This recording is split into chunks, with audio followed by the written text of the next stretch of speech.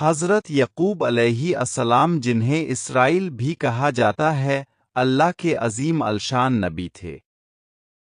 ان کا ذکر قرآن مجید میں کئی مرتبہ آیا ہے۔ آپ کی زندگی صبر، توکل اور اللہ کی رحمت کی ایک بہترین مثال ہے۔ نیچے ان کی زندگی کے اہم واقعات تفصیل سے دیے گئے ہیں۔ 1. پیدائش اور نسب۔ حضرت یعقوب حضرت اسحاق کے بیٹے اور حضرت ابراہیم کے پوتے تھے۔ ان کی والدہ کا نام رفقہ تھا۔ جب حضرت اسحاق کی عمر تقریباً 60 سال تھی تب ان کے ہاں 2 جڑواں بیٹے پیدا ہوئے۔ بڑے بیٹے کا نام اسد تھا، چھوٹے بیٹے کا نام یعقوب رکھا گیا۔ آپ کی پیدائش فلسطین میں ہوئی۔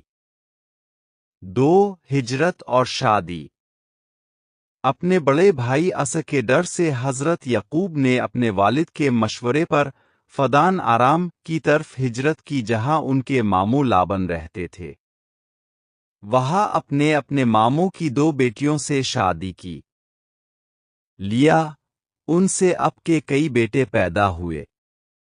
راحیل، ان سے اب کے سب سے پیارے بیٹے حضرت یوسف اور بنیامین پیدا ہوئے۔ 3. اولادہ اور بنی اسرائیل۔ حضرت یعقوب کے کل 12 بیٹے تھے۔ انہی 12 بیٹوں سے آگے چل کر 12 قبیلے بنے، جنہیں بنی اسرائیل کہا جاتا ہے۔ حضرت یوسف ان میں سب سے زیادہ حسین اور نیک تھے، جس کی وجہ سے حضرت یعقوب ان سے بہت محبت کرتے تھے۔ 4. حضرت یوسف کی جدائی کا امتحان۔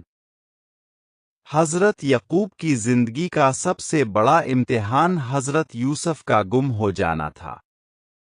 جب ان کے دوسرے بیٹوں نے حسد میں آ کر یوسف کو کنویں میں پھینک دیا اور والد سے جھوٹ بولا کہ انہیں بھیڑیا کھا گیا ہے، تو حضرت یعقوب نے نہایت صبر سے کام لیا۔ بے پناہ غم، اب برسوں تک اپنے بیٹے کی یاد میں روتے رہے، یہاں تک کہ اب کی آنکھوں کی روشنی چلی گئی۔ صبر جمیل، اتنی تکلیف کے باوجود اپنے کبھی اللہ سے شکو نہیں کیا، بلکہ ہمیشہ فرماتے، میں اپنی پریشانی اور غم کا شکو صرف اللہ سے کرتا ہوں۔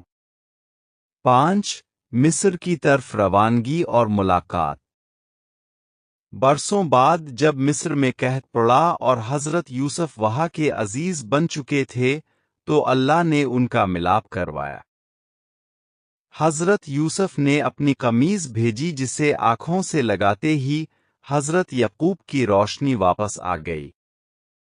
اس کے بعد حضرت یعقوب اپنے پورے خاندان کے ساتھ کنعان چھوڑ کر مصر چلے گئے، جہاں باپ اور بیٹے کا ولولہ انگیز ملاپ ہوا۔ 6. وفات اور وصیت۔ حضرت یعقوب نے اپنی زندگی کے آخری 17 سال مصر میں گزارے۔ وفات سے پہلے اپنے تمام بیٹوں کو جمع کیا اور پوچھا، میرے بعد تم کس کی عبادت کرو گے؟ بیٹوں نے جواب دیا، ہم اب کے اور اب کے باپ دادا کے خدا کی عبادت کریں گے، جو ایک ہی ہے۔ وفات اور تدفین۔ آپ کی وفات تقریباً 147 سال کی عمر میں ہوئی۔ آپ کی وصیت کے مطابق آپ کا جسد مبارک مصر سے فلسطین لے جایا گیا اور آپ کو آوبرون میں حضرت اسحاق اور حضرت ابراہیم کے پہلو میں دفن کیا گیا۔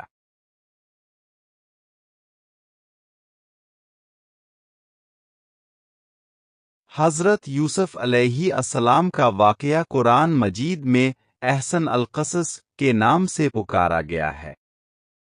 یہ واقعہ صبر، پاک دامنی، معافی اور اللہ کی تدبیر پر کامل یقین کی ایک عظیم داستان ہے۔ نیچے اس واقعے کو مختلف مراحل میں تفصیل سے بیان کیا گیا ہے۔ 1. خواب اور بھائیوں کا حسد۔ حضرت یوسف حضرت یعقوب کے سب سے چہیتے بیٹے تھے۔ بچپن میں انہوں نے ایک خواب دیکھا کہ 11 ستارے، سورج اور چاند انہیں سجدہ کر رہے ہیں۔ جب انہوں نے یہ خواب اپنے والد کو بتایا تو حضرت یعقوب سمجھ گئے کہ یہ بچہ مستقبل میں بہت بلند مقام پائے گا۔ انہوں نے یوسف کو یہ خواب بھائیوں کو بتانے سے منع کر دیا، تاہم بھائیوں کو پہلے ہی والد کی محبت پر حسد تھا۔ انہوں نے یوسف کو راستے سے ہٹانے کا منصوبہ بنایا۔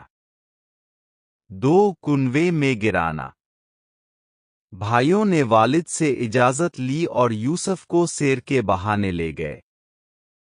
وہاں انہوں نے یوسف کو ایک گہرے اندھیرے کنویں میں پھینک دیا اور گھر آ کر جھوٹی کہانی سنائی کہ انہیں بھیڑیا کھا گیا ہے، ثبوت کے طور پر ایک کرتے پر چھوٹا خون لگا کر دکھایا۔ 3 مصر کا بازار اور عزیز مصر کا گھر۔ کنویں کے قریب سے ایک قافلہ گزرا جنہوں نے یوسف کو باہر نکالا اور مصر لے جا کر معمولی قیمت پر بیچ دیا۔ انہیں عزیز مصر نے خریدا اور اپنی بیوی زلیخا سے کہا کہ اس بچے کا خیال رکھو، شاید یہ ہمیں فائدہ دے۔ 4 زلیخا کا فتنہ اور قید و بند۔ جب حضرت یوسف جوان ہوئے تو اللہ نے انہیں بے مثال خوبصورتی اور علم عطا کیا۔ زلیخا ان پر فریفتہ ہو گئی اور ایک دن انہیں گناہ کی دعوت دی، لیکن حضرت یوسف نے معاذ اللہ کہہ کر خود کو بچایا اور وہاں سے بھاگے۔ جب یہ معاملہ عام ہوا تو اپنی پاک دامنی ثابت ہونے کے باوجود حالات کے پیش نظر انہیں قید خانے بھیج دیا گیا۔ 5 قید خانہ اور خوابوں کی تعبیر۔ قید خانے میں اپنے 2 قیدیوں کے خوابوں کی تعبیر بتائی جو بالکل سچ ثابت ہوئی۔ کئی سال بعد وقت کے بادشاہ نے ایک عجیب خواب دیکھا کہ 7 دبلی گائیں 7 موٹی گایوں کو کھا رہی ہیں اور 7 خشک خوشے 7 سبز خوشوں کو لپیٹ رہے ہیں۔ کوئی درباری اس کی تعبیر نہ دے سکا، تب اس قیدی کو حضرت یوسف کی یاد آئی۔ حضرت یوسف نے تعبیر بتائی کہ مکھ میں 7 سال خوب غلہ پیدا ہوگا اور اس کے بعد 7 سال سخت قحط پڑے گا۔ حضرت موسیٰ کا بچپن۔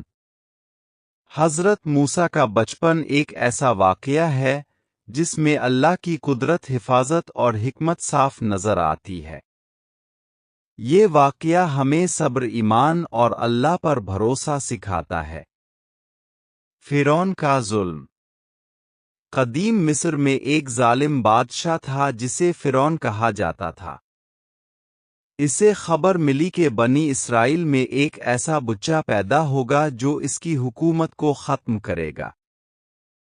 یہ سن کر فرعون بہت ڈر گیا اور اس نے حکم دیا کہ بنی اسرائیل کے ہر نوزائیدہ لڑکے کو قتل کر دیا جائے۔ اس حکم سے پورا شہر خوف میں مبتلا ہو گیا، مائی اپنے بچوں کو چھپانے لگے۔ حضرت موسیٰ کی پیدائش۔ اسی خوفناک ماحول میں حضرت موسیٰ پیدا ہوئے۔ ان کی والدہ بہت پریشان تھیں کیونکہ اگر سپاہیوں کو پتہ چل جاتا تو ان کے بچے کو مار دیا جاتا، لیکن اللہ نے ان کے دل میں ایک خاص بات ڈالی۔ بچے کو دودھ پلاؤ اور جب خطرہ محسوس ہو تو اسے دریا میں ڈال دو اور ڈرو نہیں، ہم اسے تمہیں واپس لوٹا دیں گے۔ یہ سن کر بھی ایک ماں کے لیے اپنے بچے کو دریا میں ڈالنا آسان نہیں تھا، لیکن انہوں نے اللہ پر مکمل بھروسہ کیا۔ دریا میں صندوق۔ حضرت موسیٰ کی والدہ نے ایک صندوق تیار کیا اور اس میں نرم کپڑے رکھ کر بچے کو اس میں لٹا دیا۔ پھر کانپتے دل کے ساتھ انہوں نے صندوق کو دریا میں بہا دیا۔ یہ لمحہ بہت دردناک تھا مگر ایمان مضبوط تھا کہ اللہ حفاظت کرے گا۔ بہن کا پیچھا کرنا۔ حضرت موسیٰ کی بہن کو کہا گیا کہ دور سے اس صندوق کا پیچھا کرے۔ وہ خاموشی سے دریا کے کنارے کنارے چلتی رہے تاکہ دیکھ سکے کہ کیا ہوتا ہے۔ فرعون کے محل میں پہنچنا۔ اللہ کی قدرت دیکھو۔ وہی صندوق بہتے بہتے سیدھا فرعون کے محل کے پاس جا پہنچا۔ جب محل کے لوگوں نے اسے نکالا اور کھولا تو ایک خوبصورت بچہ اندر تھا۔ فرعون کی بیوی نے بچے کو دیکھا اور فوراً محبت میں آ گئی۔ انہوں نے فرعون سے کہا، یہ بچہ مجھے اور آپ کو آنکھوں کی ٹھنڈک دے گا، اسے قتل نہ کرے، شاید یہ ہمارے کام آئے، ہم اسے اپنا بیٹا بنا لے۔ یوں اللہ نے دشمن کے گھر میں ہی حضرت موسیٰ کی حفاظت کا انتظام کر دیا۔ دودھ نہ پینا۔ اب مسئلہ یہ ہوا کہ حضرت موسیٰ کسی بھی عورت کا دودھ نہیں پی رہے تھے۔ محل والے پریشان ہو گئے کیونکہ بچہ بھوکا تھا۔ اسی وقت حضرت موسیٰ کی بہن آگے آئیں اور کہا، میں تمہیں ایک ایسی عورت بتاتی ہوں جو اس بچے کی اچھی پرورش کرے گی۔ ماں سے دوبارہ ملا۔ یوں حضرت موسیٰ کو دوبارہ ان کی اپنی ماں کے پاس لے جایا گیا، لیکن اب وہ ایک عام ماں نہیں بلکہ محل کی طرف سے مقرر کردہ دایا بن چکی تھی۔ یعنی بچہ بھی واپس مل گیا اور پرورش کا معاوضہ بھی ملنے لگا۔ یہ اللہ کا وعدہ تھا جو پورا ہوا۔